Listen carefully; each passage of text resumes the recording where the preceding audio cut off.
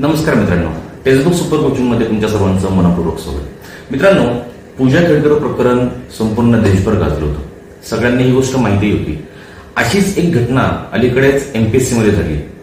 चिंतामणी वंजरे नावाच्या एका व्यक्तीने बहिरेपणाचं खोटं प्रमाणपत्र दाखल करून दिव्यांगाच्या कोट्यातून लाभ मिळवला आणि कुठेतरी एक पद मिळवलं।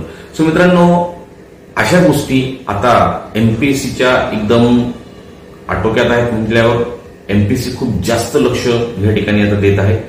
सो अशा प्रकारचे कोणतेही खोटे कागदपत्र दाखल करून जर एखादी पोस्ट मिळवण्याच्या फंदात आपण जर पडत असू तर मित्रांनो लक्षात असू द्या, एमपीएससी काळ्या फित तर टाकतेच, या व्यतिरिक्त आपल्यावर कारवाई केली जाते ते वेगळी।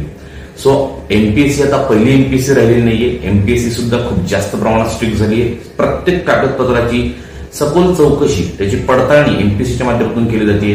सो मित्रांनो, कोणतंही कागदपत्र अपलोड करत असताना ते योग्य आहे ना, ते खरं आहे ना याची काळजी घेत चला आणि त्या हिशोबाने मग पुढच्या प्रोसेस करत चला। बघा, आपल्या सर्वांच्या परीक्षे दरम्यान अपडेटसाठी फक्त हा एक छोटासा शॉर्ट मी तुमच्यापर्यंत पोहोचवण्याचा प्रयत्न केलाय। खूप खूप धन्यवाद।